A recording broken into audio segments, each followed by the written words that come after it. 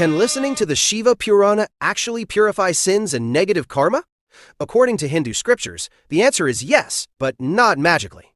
The Shiva Purana is one of the 18 Mahapuranas, and it was never meant to be read like an ordinary book. It was meant to be listened to, reflected on, and lived. That is why the tradition emphasizes Sravanam, listening, and Pathanam, conscious reading. The Shiva Purana is divided into 7 samhitas, each explaining who Shiva truly is, how life works, and how liberation is possible while living. There is no fixed chapter count because Puranas were oral traditions first, written later. Its core teaching is tattva, eternal truth. Intent matters more than ritual. Ego creates bondage. Grace matters more than qualification. And moksha is possible here and now. So how does it purify karma? By transforming the mind. Repeated listening weakens lust, anger, greed, fear, and guilt, the real causes of suffering. That is why the lives of the 63 Nayaṉārs matter. Hunters, kings, women, scholars, all equal in devotion. They didn't explain the Shiva Purana, they lived it. The Shiva Purana doesn't promise miracles, it promises clarity. Before birth decided worth, before entry decided devotion, there lived a man who believed no wall could stop Shiva. This is the story of Nāyaṉār, also known as Tirunalai. Born in Adanur into a life society marked as impure, Nāyaṉār was denied temples, rituals, and proximity to God. But devotion doesn't ask permission. He worked as a cattle herdsman, handled leather, lived outside sacred walls. Yet his heart lived only with Shiva. Every day he worshipped from a distance, sang Tamil hymns, offered milk meant for cattle, waited patiently, endlessly. At Tirupunkur, at the 𝐒𝐈𝐕𝐾 temple, he stood outside the shrine. Nandi blocked his view of the Shiva Linga. He did not complain. He did not demand. He prayed. And tradition says Nandi moved aside, because when devotion is real, even stone listens. But his greatest longing was Chidambaram, the sacred space of Lord Nataraja. He reached Chidambaram and stopped. I am not worthy, he believed. So he stayed outside the temple town. Days turned into years, until Shiva intervened. Nataraja appeared in the dreams of the priests. Why is my devotee kept away? Before entering the Chidambaram temple, Nāyaṉār was asked to pass through sacred fire, not as punishment, but as purification. He did not argue.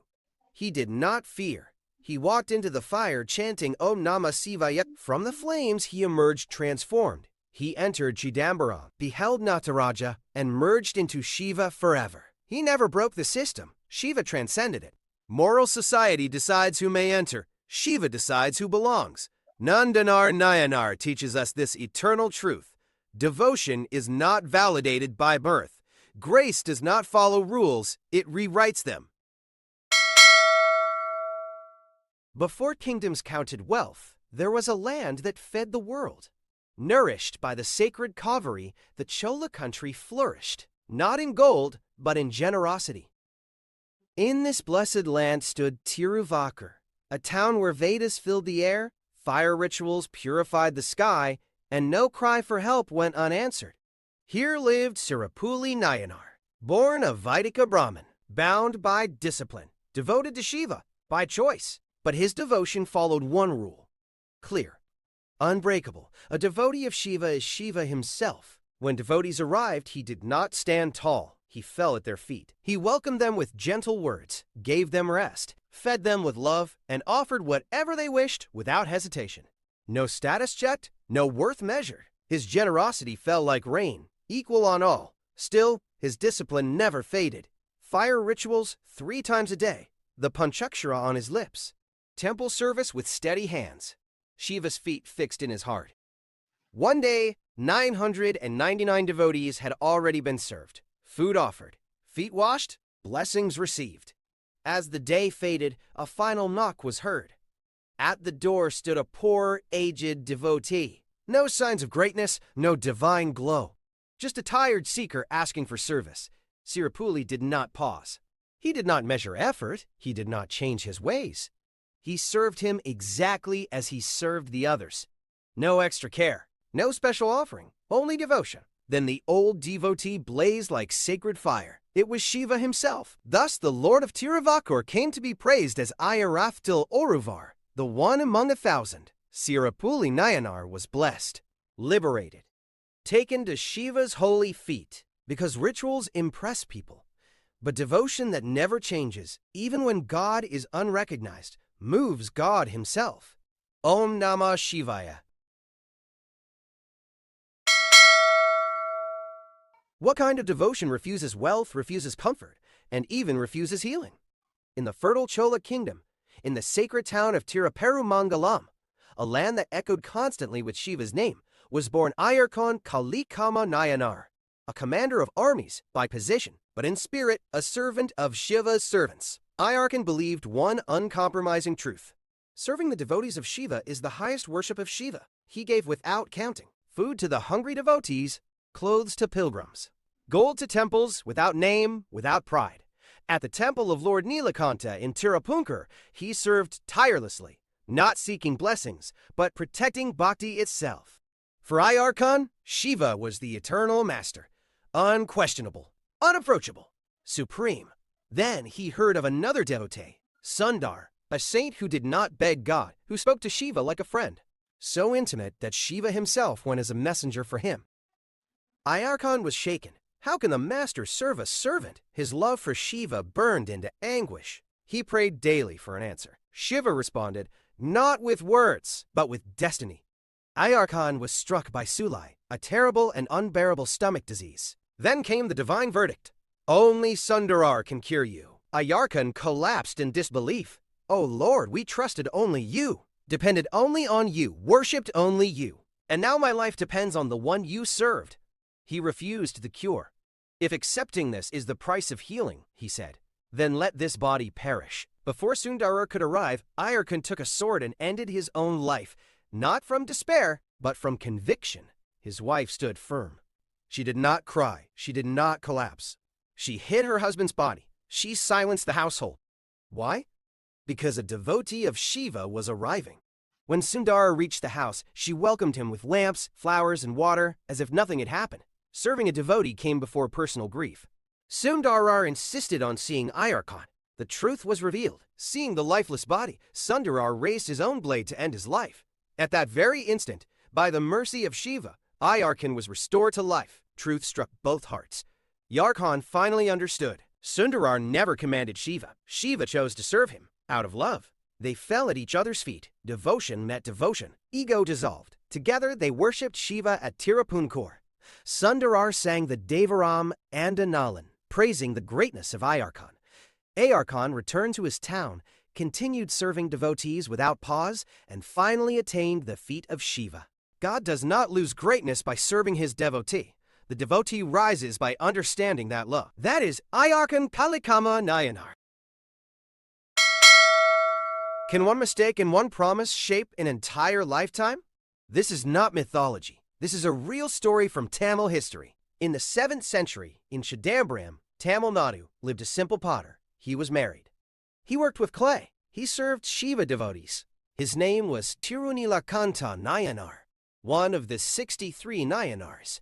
He was not a monk. He lived like any common man. One day, he made a serious mistake. He desired another woman outside his marriage. The scriptures do not hide this flaw. They record it honestly. When his wife Ratnasalai came to know, she was deeply hurt. She said only one sentence, "Do not touch me in the name of Tirunilakanta, Shiva."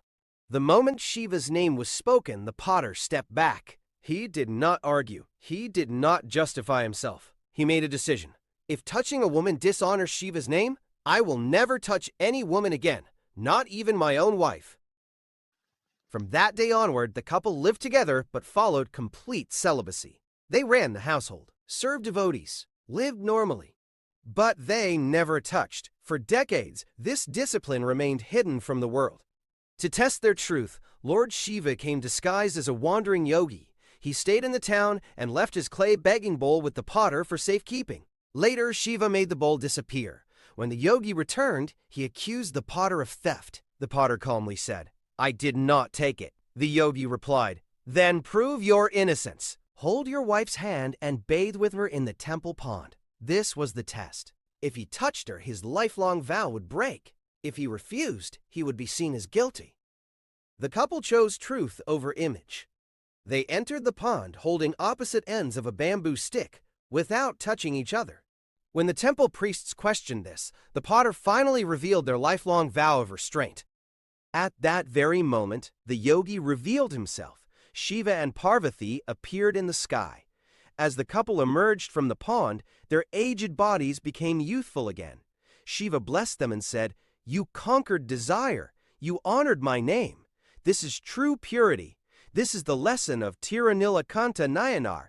Not outer appearance, not social status. Inner discipline is what reaches God." Not all devotion shines in temples. Some of it burns quietly. Inside homes?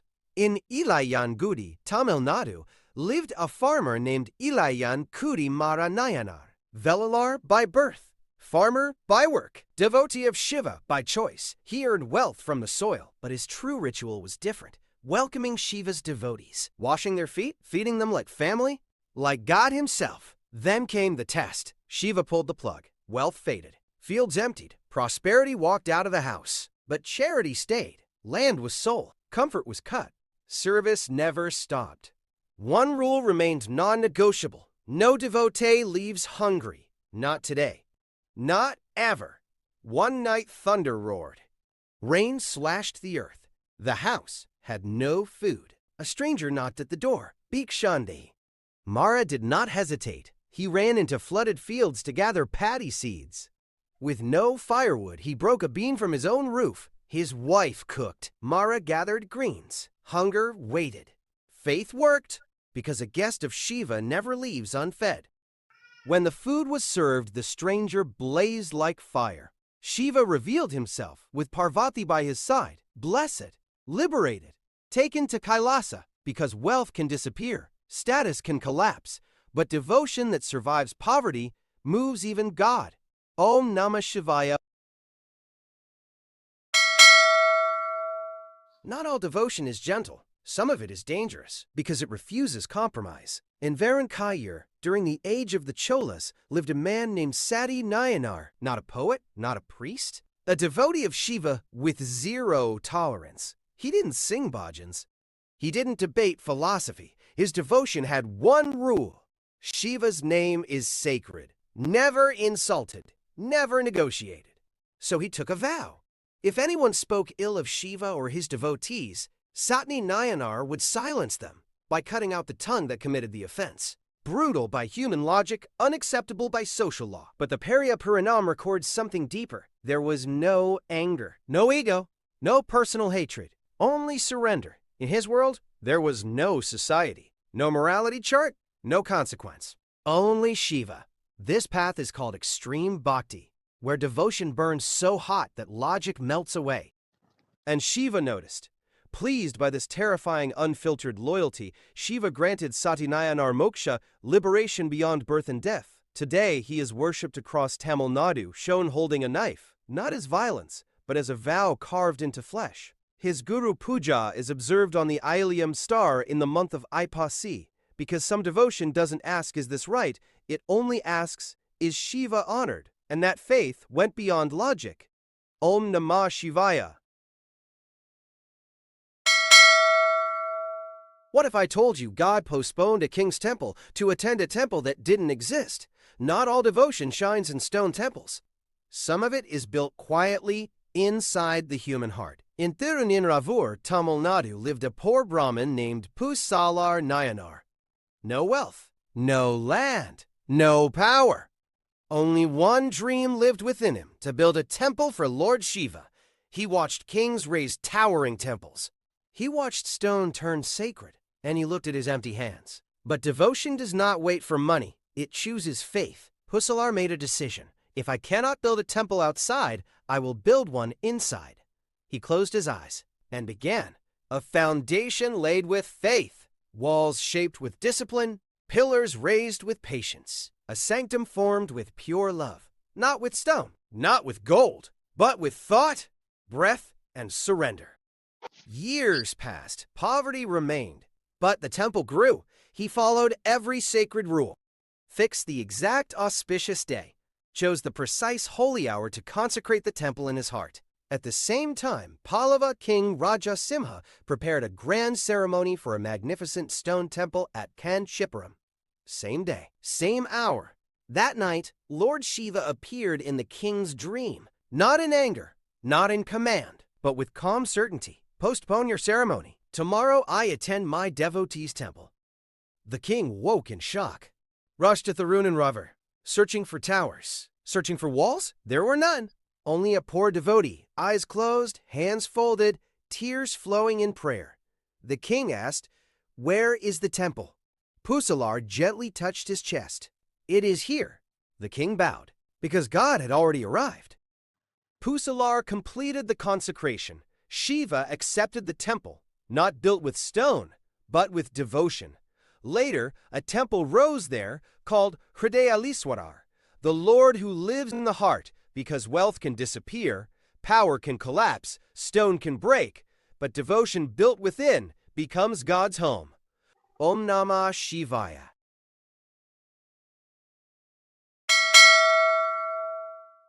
What if your talent was so pure that God Himself called you inside His temple? Not a king, not a warrior, not even a saint, a musician. This is the story of Tirunelakanta Yalpanar. In the sacred town of Tiru-Arakkatam-Pulayur, where even Lord Muruga worshipped Lord Shiva, a man was born who did not imitate nature. He listened to it, the sound of birds, the rhythm of rivers, the whisper of trees.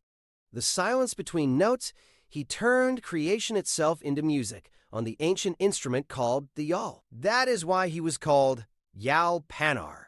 He never played for fame. He never played for reward. He never played for applause. His music was offered only to Mrityunjaya Shiva, the Lord beyond death. Traveling temple to temple across the Chola lands, he consecrated the very source of sound, Om, the Pranavam, with devotion through music. Music became his worship. When he reached Madurai, he did not enter the temple. He stood outside and played.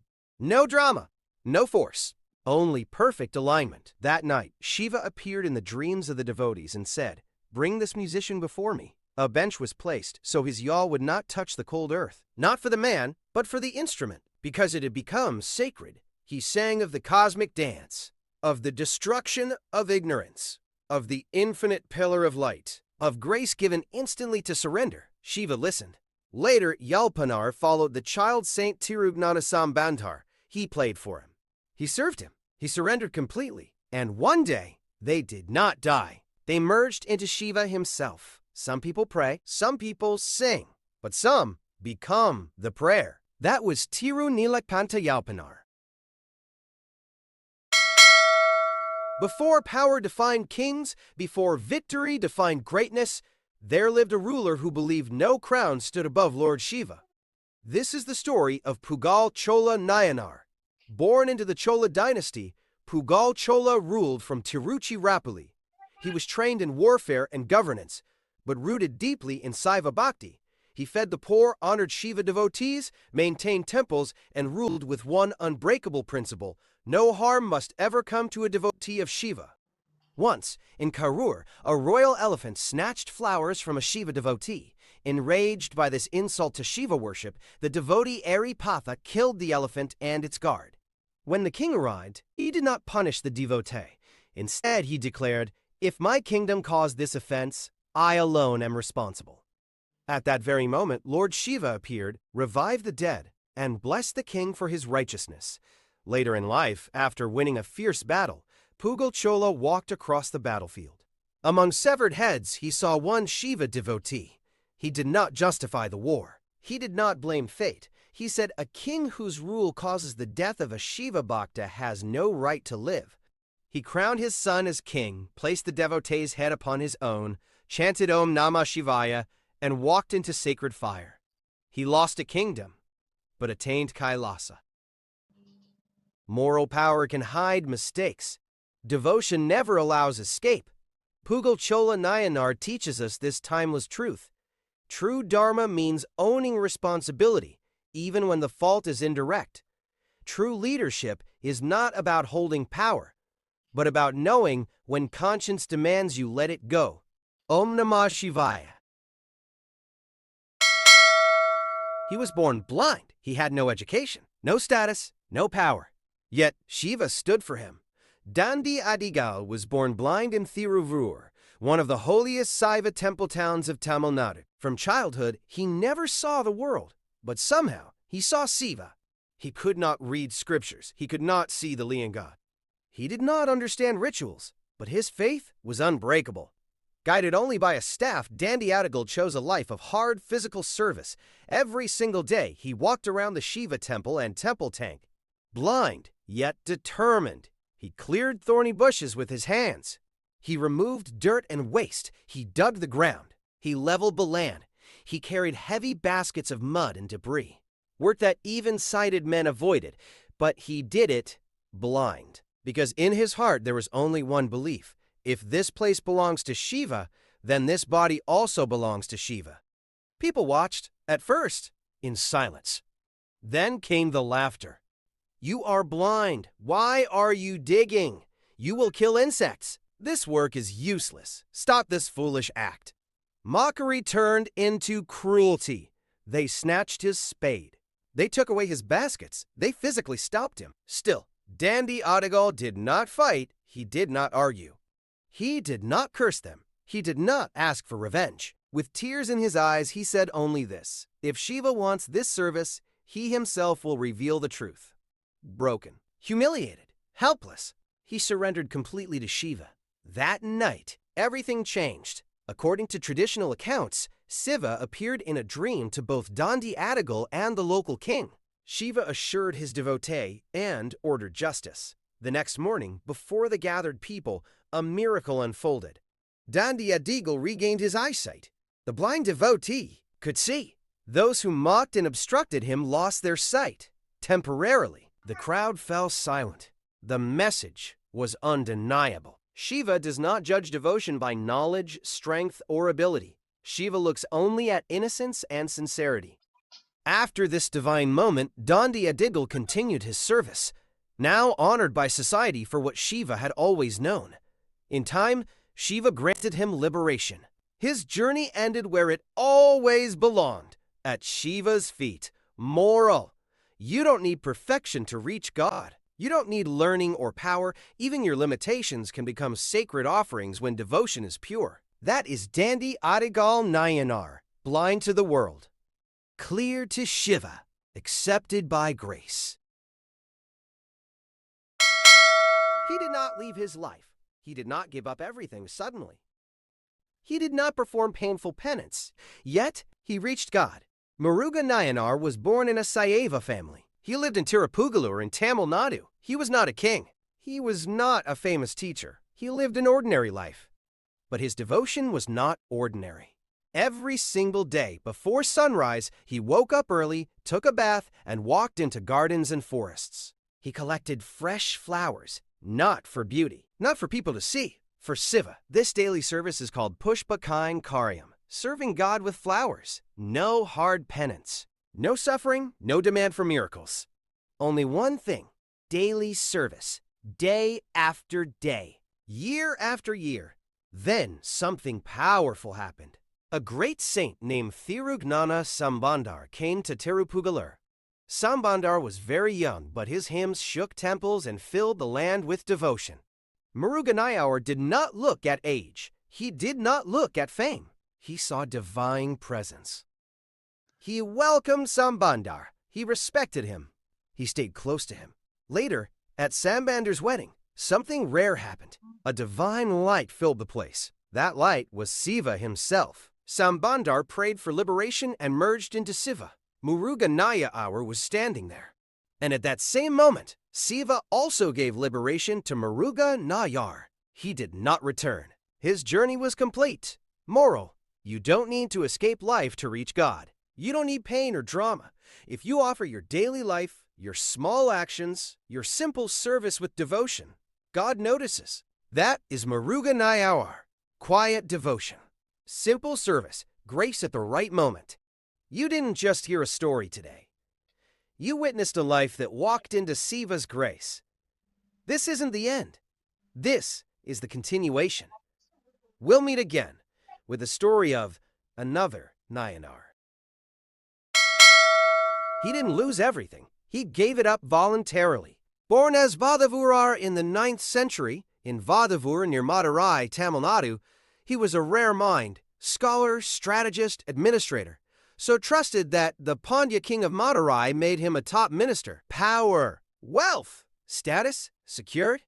Then came the turning point. The Pandya king assigned him the task of procuring war horses for the royal army. On that journey, he stopped at Tirupurunturai. There, he met an ascetic guru, calm, direct, unmistakable. The ascetic revealed one truth: you are not what you think you are. That ascetic was Śiva, and the minister was gone. He was later called Manikavajakar, one whose words are like precious gems, because his surrender poured out as divine hymns. No debate, no spectacle, just direct inner realization, as held in Saiva tradition. Vadavurār spent the entire royal treasury, not on horses, but on devotees, temples, and service. No explanation. No return to court. The king was furious. Śiva intervened. Divine acts followed. The king bowed. This is Saranagati Tattva. When ego ends, grace begins. Not ritual perfection, not moral performance, but total inner surrender. From that surrender came Thiruvachakam. Hymn so intense tradition says, if your heart doesn't melt hearing them, nothing will. Moral: you don't reach God by adding more. You reach Him by dropping everything. That is Manikavajakar. Total surrender. No return. What if God didn't want your obedience, but your honesty? Sundarar was born in Tirunavalar, into a respected Brahmin family. From the outside, his life was flawless. Perfect lineage, perfect future, perfect rituals. Everything tradition promised, he already had. But here's the disruption. Śiva had already claimed him, not metaphorically, not just as a spiritual idea, not symbolically, not only in belief, legally. On Sundarar's wedding day, as mantras echoed and the sacred fire burned, an old ascetic walked in and said, "This man belongs to me." The crowd laughed. Sundarar was furious. The old man produced a palm leaf document, a legal deed. The elders examined it. It was real. The old man smiled and said, "Call me Pithan, the mad one." Then he vanished. That madman was Śiva himself. Sundarar did not bow. He did not beg. He did not surrender. He argued with God. His first song to Śiva was not praise. It was a complaint, and Śiva accepted it.